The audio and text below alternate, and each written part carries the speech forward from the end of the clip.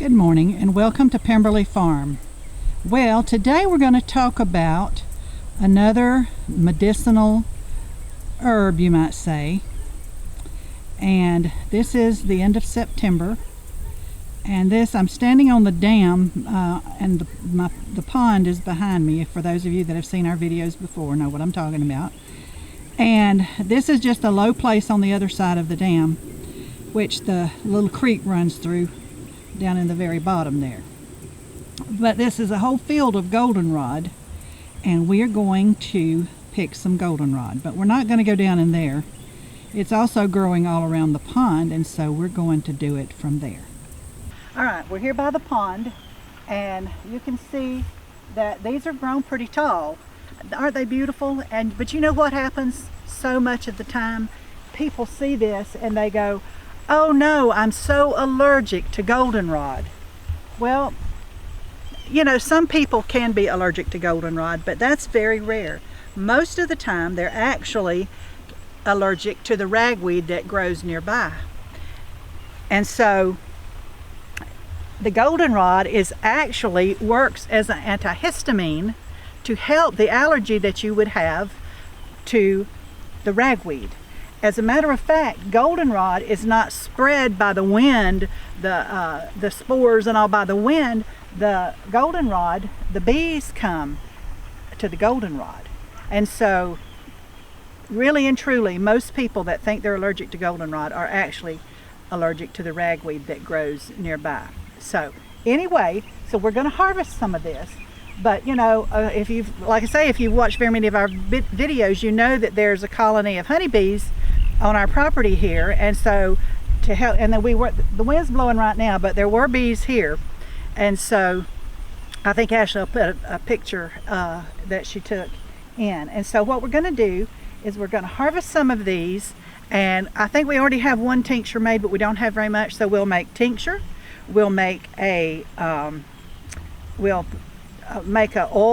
infusion, and we will dehydrate to make teas, because you can also make a tea. And you don't just use the flowers, you can use the leaves, you can even use the roots.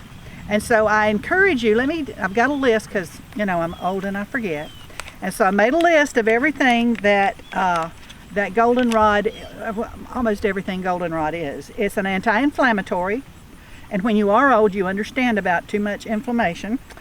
Antiseptic, and it's an astringent, antihistamine, which goes to the allergy to ragweed. It's an antioxidant, an antifungal, and an antimicrobial. As a disclaimer, I have to say, I am not saying use this instead of medicine. I'm saying do your own research. I believe in my heart of hearts that God put everything on this earth that we need to keep a healthy body and to help ourselves when we've had problems with our health. This is just one of them. There are many. And so I would just say, do your own research about goldenrod and all the things that you can make with goldenrod. When we do the oil infusion, then Ashley will make salve out of it. And so there's so many things that can be done with that. And just start to study. If you haven't already, begin studying not just herbs that you plant in your garden, but the wild things that God has growing everywhere around you, just in your own backyard, which is basically our own backyard. Now in Ashley's case, it's her front yard. But anyway, you know what I mean. Now I will tell you, please don't pick your goldenrod or any herb or wild growing thing that you're foraging for from the side of the road, especially if it's a busy road, because you don't want the water runoff from the oils and things on the road, which would have got to it, or you know, just the fumes of it all. At least I think 30 yards I think is the recommendation. It's either 30 feet or 30 yards away from the road. I would do more than that if I could. We're a very long ways from even the dirt road, and so the pond is between us and it, and the house is between that. So we're good here. And the water, this is grassy here, but the water's not very far out there, and this goldenrod really loves it. You can tell how pretty it is. So anyway, now you don't want all of your pickings to be completely open. Okay, now some is okay, but you don't want them all to be completely open. You can see these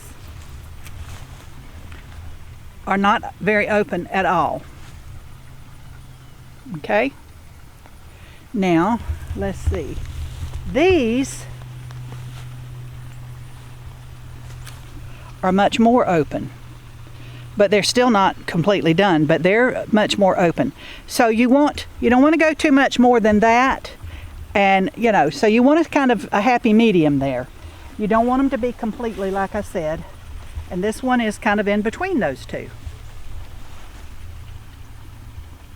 Okay, so that's what we're going to do. We're going to pick some of these. Now, we would for sure not pick everything because we want to save for the bees. Like I say, we've got, well, here's a little fella right here. I don't know, I don't think it's a honeybee, but it still feeds off of these flowers, and we want to save because think about it, winter's coming and they need to stash as much honey if they're a honeybee, or they need to feed as much as they can now and stash away whatever they can now for the winter.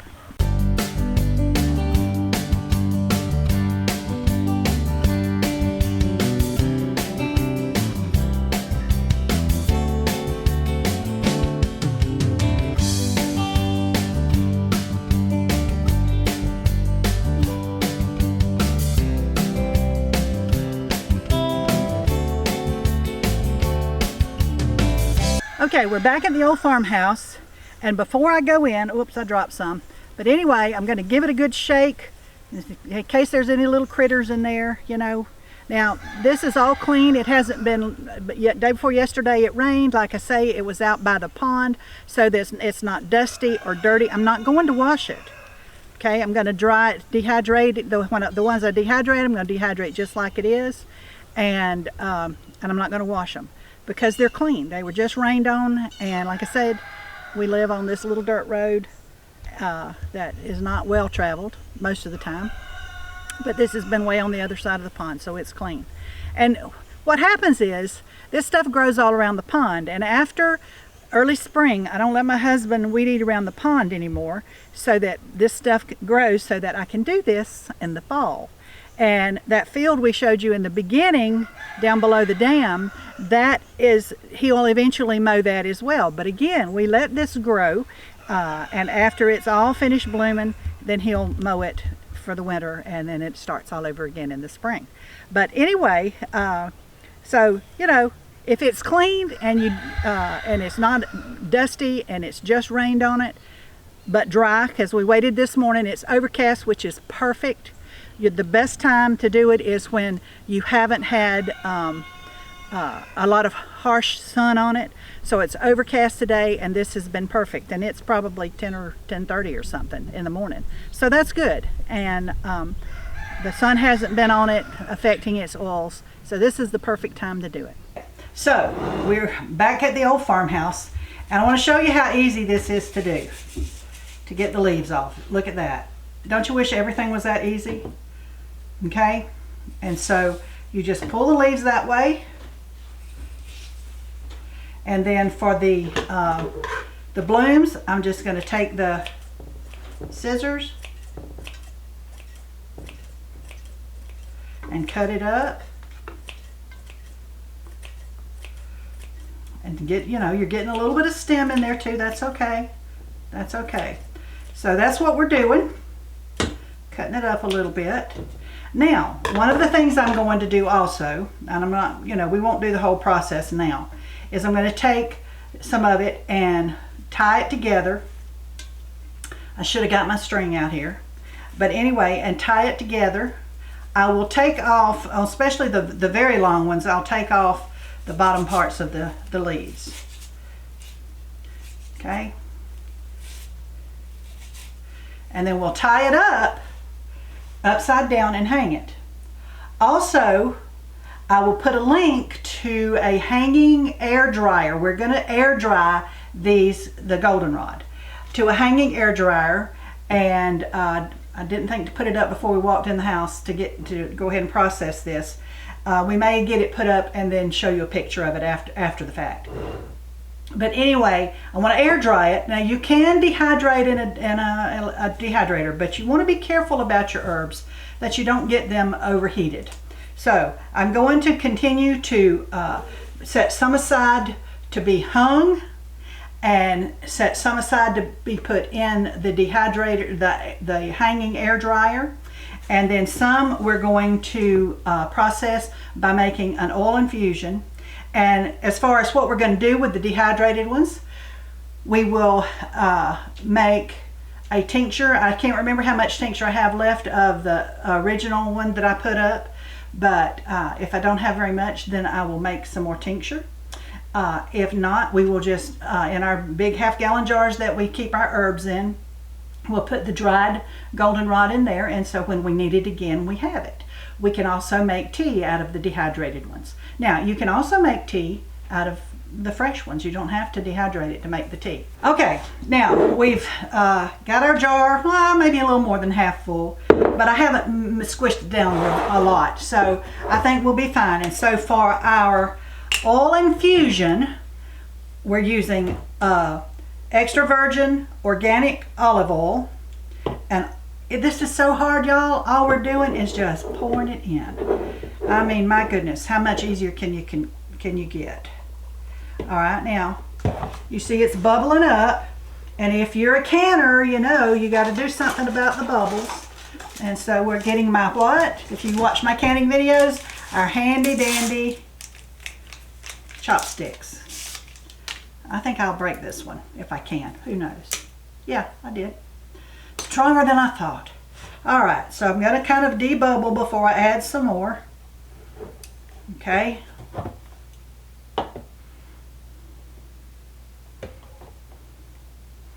And we've got more. And I want to add it to the top, basically. Okay, so we'll go get some more to finish this off, but I'm going to go ahead and pretend that it's to the top so I can show you what to do next. So, because this is fresh material, okay, this is fresh material, it is not dehydrated, it's not dry. So you don't want to, for the oil, you don't want to seal it up. So what we do is we put a cheesecloth over it, and there's just several layers of cheesecloth. It's a nice cheesecloth. I'll give you a shameless plug, and we will put a link to it in the comments. It's the Norpro cheesecloth. It's a really nice cheesecloth. Not like that stuff you get at some other places in the canning section. So anyway, well, all right, I may have too many. There we go. So now, so it can breathe. That's the main thing. You want it to be able to breathe. And because what will happen if it doesn't, it will mold. Ask me how I know. Because even though I knew to do this a while back, well, that was last year, and I picked at the end of the season, and I knew to do this, and I wasn't thinking, I was in a hurry, and I put a solid lid on it, and I faithfully, you know, shook it up every day, and you know, all that. Wasn't thinking about the lid, even though I knew this, and it molded. And so you don't want it to mold, okay? This is too much work, too much expensive oil. You don't have to use olive oil. You can use any good quality oil. But anyway, that's what you want to do when you're using fresh material. If it was dehydrated, then you can use just a regular lid, you know, or one of those white plastic lids that they have at Walmart, you know, in the packages. You can use that, whatever, if it's dry. But this is fresh, very fresh. We just picked it. And so we want to put the cheesecloth over it because we don't want it to mold again. I thought we had goldenrod tincture. We do not. And so the next thing we will do, let me just step out just a second. I'm not going to do this on camera. I'm going to just tell you what we do. You saw how I cut everything up, how I stripped the leaves and all of that. I'm going to do the same thing for this. Okay? I will put it in another jar. I will add the 100 proof vodka to make the tincture. And it's going to sit about 8 weeks, no less than a month for sure. But 6 to 8 weeks it will sit in the vodka, and then we will strain it up just like we will strain this up. And like I said, Ashley will make a salve out of this after it's finished its time. So that's what we're doing. The process is the very same with the vodka as you just saw me do with the oil. And so it's not hard at all. The hardest part is standing here cutting up the little flowers. That's it. We enjoy going to pick them because it's so pretty outside, but it's just time consuming, that's all.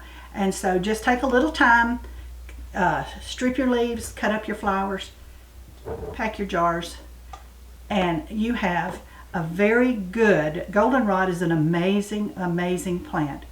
I'm just telling you, go study it. You need to go study it. All right, I think we're done for now, and I appreciate you coming along and watching our video and on goldenrod. And don't forget to like our videos, share, and subscribe to our channel if you have not already. Also, we are on Facebook, Instagram, TikTok, and Pinterest. I have to remember all those guys. We are more active actually on Facebook. So we are Pemberley Farm Homestead. All right, you have a blessed day from Pemberley Farm.